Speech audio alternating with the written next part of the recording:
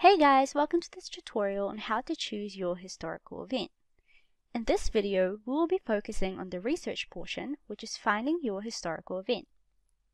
Since History 2.5 requires you to examine causes and consequences of a significant historical event, it is safe to say that you definitely need a significant historical event to pass this external. If you already have a chosen event, or you were given one in class, you do not need to watch this video and you can proceed to the next one if need be. So today's goal is for you to choose a historical event that will allow you to gain the higher marks. First of all, what is a historical event? There are 3 different criteria written in the achievement standard which you can follow in order to choose yours. It can be a specific historical event in time, so for example, the 1981 Springbok Tour. It can be a historical development or movement, such as the Civil Rights Movement, or it can be a person's role in and contribution to a significant historical event or movement, so like King Henry's contribution to the English Reformation. I do recommend the first 2 criteria more than the third, as it does make it easier to find evidence for causes and consequences for specific events, rather than a person's contribution. However, it is definitely your choice. We will be going through a series of steps in order for you to find your historical event efficiently. Step 1 is to start a broad search of ideas. Step 2, expand on your research. Step 3, narrow down ideas. And Step 4, finalizing your event. So Step 1 is to start a broad search of ideas. To do this, you can Google different historical events to have a broad range of options, then you can jot them down in a blank Word document or notebook. You can even Google important historical events to start you off. There are definitely many sources on the internet which can provide you with the most significant events around the world. When searching for ideas, a tip is to focus on specific events rather than a substantial topic. For example, if you're looking at World War I, which is a very big event, maybe focus on a specific event during it, like the Gallipoli campaign. This would then make it quicker to research rather than looking at the whole war. Bearing in mind, you also only have a few hours to write this essay, so looking at one specific event is sufficient. If you are still struggling on finding ideas, the NCEA Achievement Standard has some great examples of events you can do. I can show you where to find this later. While you look at the different ideas, consider what they are about, such as what happened before and after. You do not have to write actual evidence for this yet, but it will make it easy for you later on if you have a general idea of each event. Also, consider whether it has lots of resources available to make sure you are able to find evidence when researching later, and while reading its general details, ensure that the evidence are consistent between the sources. This would then make sure that the information of the event is generally agreed upon between historians. I can now show you an example of this step. For this, open up Google and type in important historical events. And lots of websites should then pop up with great examples you can use. So, for example, here is a list you can definitely use as some ideas. Since you are not actually researching evidence, you don't need to check the reliability of these sites, and simply just use them for ideas. You can then jot these down on a Word document. Your list should look something like this. I only have 3 for this video, but I recommend having more than this for yours. I'll also show you where the examples are in the achievement standard now. So here we have the achievement standard for this external. The information is in the second page, bullet point 3. So right here, and I have highlighted it for you, so have a read of these examples and pause the video if you need to. Next step is to expand on your search. Use the same document to note down information for each of your events. Here are the 3 signals of a good historical event you should look out for. It is significant to society, it has at least 2 well-established causes, and has at least 2 well-established consequences. So for the significance to society, as you read through each of your events, evaluate whether it was important for the people of that time, as well as whether it had affected a lot of lives and how long it had affected them. Note these down in your document. No need for proper evidence yet, as you'll do this after you have picked one event, but noting down rough notes would help you with your research later. Also, evaluate whether it is relevant to international society. It is important that your event also has 2 well-established causes. These are strong factors which directly lead to the particular historical event. You need at least 2 of these to pass. Find out whether your event has short-term and long-term causes, and also briefly research whether it has a lot of evidence. Evidence are things like quotes, dates, or statistics. Once again, since you are doing this for all your different events, you do not need to research proper evidence yet, as this would take up too much time. Instead, consider how many sources the causes have in order to make it easier for you in the future. It is also important to have at least 2 well-established consequences. These are the effects which occur after the event, and like the causes, you need at least 2 of these to pass. Find out whether it has short-term and long-term consequences, and positive and negative consequences. Like what you did for the causes, also briefly research whether each consequence has a lot of sources without noting down specific evidence yet. I'll now show you how to do this step. So open up Google again, type in your event. So for me, I'll expand on the civil rights movement. It will then come up with lots of sources that you can read to see if it is significant to society. So for me, I'll click on this website. Cool, so there we go.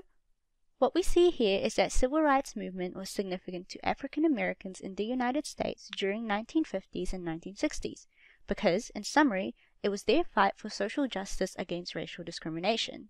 I can then add this to my document just here. The next thing we need to do is look at causes of your event. This time, type in your event in the search bar with the keyword cause.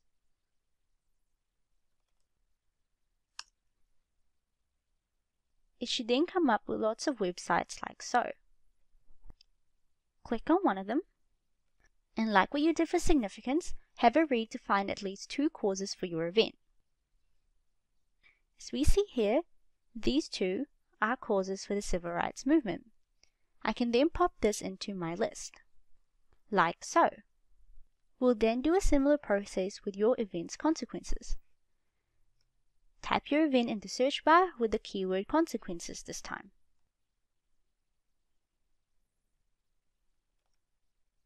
And it should come up with lots of websites like so.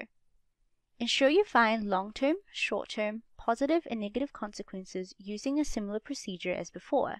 This takes some time, so I already searched up the consequences for the civil rights movement prior to this tutorial, and I'll then add them to the document for you, like so.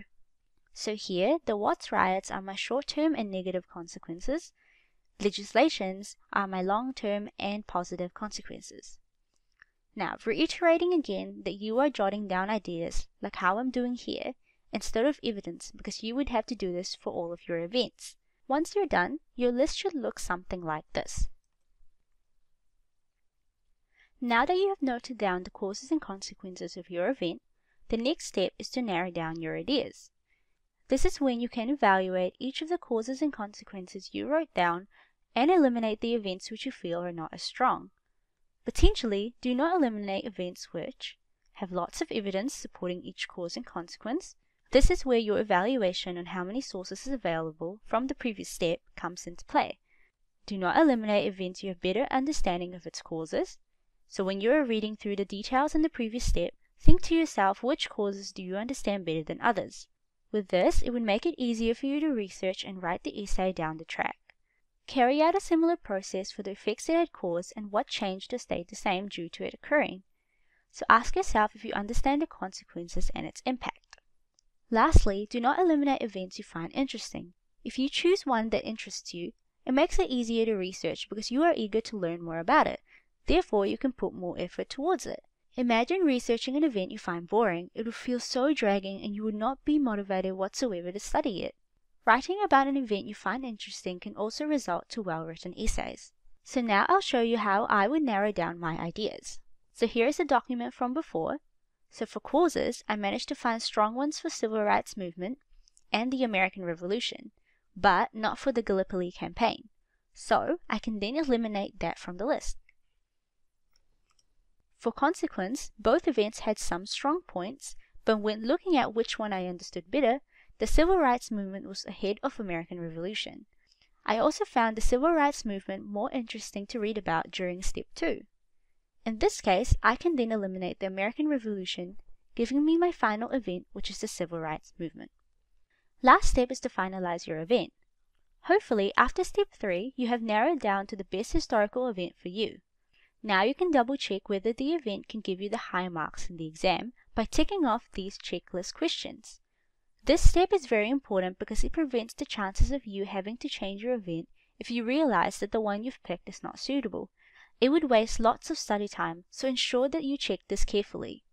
These are: does the event have sufficient evidence for strong causes? Does the event have sufficient evidence for long-term, short-term, positive and negative consequences? Am I able to have a strong argument on its significance and its impact to the wider world or society? And lastly, can I fully comprehend the details of the historical event and why it is worth learning today? So these two check questions link back to the significance of the event and your better understanding of it. Alright, so let's go through these boxes with the event I've chosen. I am ticking off the first box because I managed to find lots of sources and evidence for my causes. Similarly, I did find enough evidence for the consequences, and I did show you before which were long-term, short-term, positive and negative. Moving on, I can tick this box off because I understood the importance of the movement to African American society and can write strong arguments about it. And lastly, I can tick this box off because I did fully comprehend the movement while I was reading, and can then link it to how much it impacted African Americans then and now, as well as other races and minorities. So what do you need to know from this tutorial? You cannot pass without a chosen event, so allow time and effort to carefully select yours. This avoids the chances of having to start over your research because you had to change your event. Remember, you need to find a significant historical event that will allow you to examine causes and consequences to gain the higher marks. The steps we went through today were: starting with broad search of ideas, which is when you Google lots of different events and reading through them to see what they are about; expanding your research, which is looking at causes and consequences of each event and taking into account whether these have lots of evidence available, as well as looking at the significance of the events. Then, narrowing down your ideas by looking at which events have causes and consequences which are strong, have lots of evidence, you understand better, and you find more interesting. And lastly, finalizing your event to ensure that it is the best one for you, using the checklist to double check it is the most suitable for your essay. So that's it for this video on choosing your historical event. Thanks for watching, and I'll see you on the next tutorial.